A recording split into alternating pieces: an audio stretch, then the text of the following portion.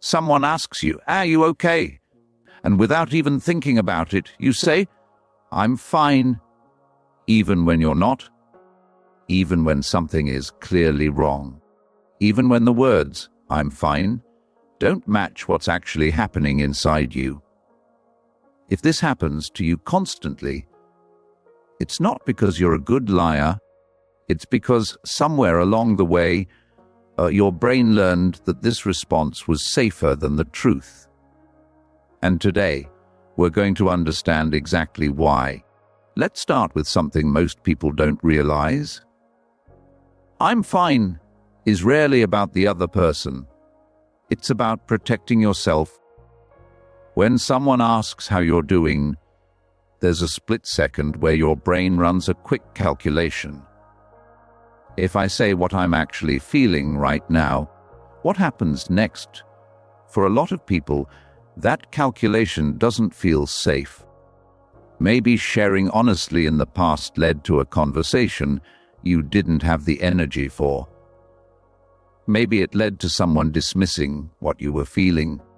Maybe it led to being told you were overreacting. So instead of risking that outcome again, your brain shortcuts straight to the safest possible answer, "I'm fine." This pattern usually starts long before adulthood. Think about environments where emotions weren't really welcomed. Maybe expressing sadness was met with impatience. Maybe anger was punished. Maybe anxiety was brushed off with, "You're fine." Stop worrying in those environments. A child learns something very specific. Expressing real emotions leads to friction, but saying, "I'm fine," keeps things calm. So, "I'm fine" stops being a description of how you feel and starts becoming a tool, a way to avoid conflict, a way to avoid being a burden, a way to keep the peace. And here's the part that makes this so hard to break. It works, at least in the short term. Saying, "I'm fine," usually does end the conversation quickly. It does avoid confrontation. It does let you appear okay in front of others. So your brain keeps using it over and over because it seems to solve the immediate problem. But there's a cost to this that builds quietly over time.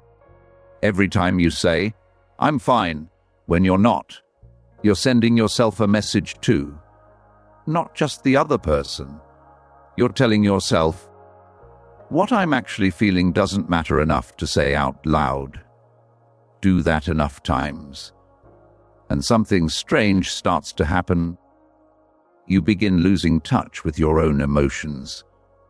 Not because you don't feel them, but because you've spent so long minimizing them that recognizing them clearly becomes harder. There's also a very specific kind of exhaustion that comes from this. It's the exhaustion of performing okay-ness while carrying something that isn't okay at all. You smile in the meeting while feeling completely overwhelmed. You say, "I'm fine," to a friend, while quietly falling apart, and because no one can see what's actually happening underneath.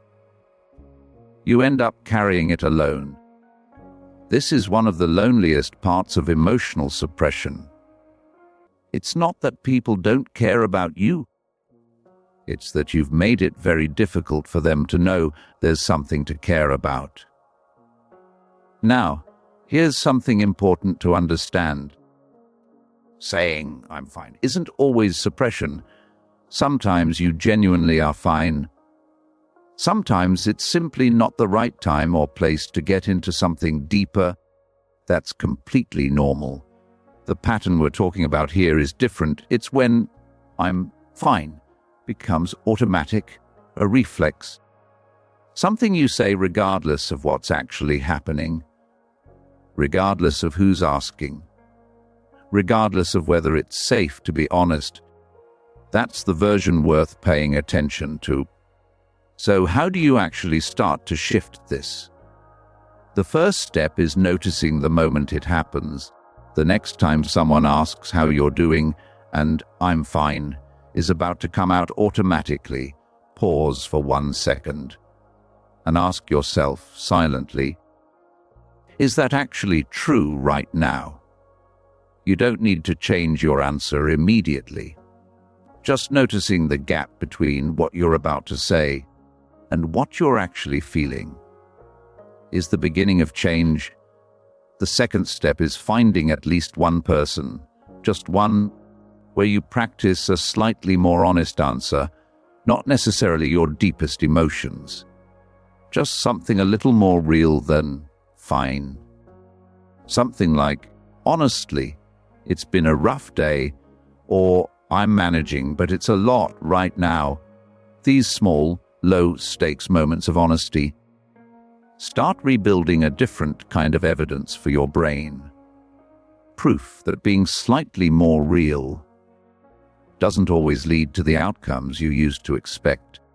The third step is allowing yourself to sit with not being fine, without immediately needing to fix it, explain it, or minimize it for someone else's comfort. You don't owe everyone a performance of being okay. You're allowed to simply be where you are. If you've been saying, "I'm fine," for years, even when you weren't, you're not being dishonest. You're using a strategy that once kept you safe. But it's okay to slowly put that strategy down, one honest moment at a time, with the people who've earned the right to hear the truth.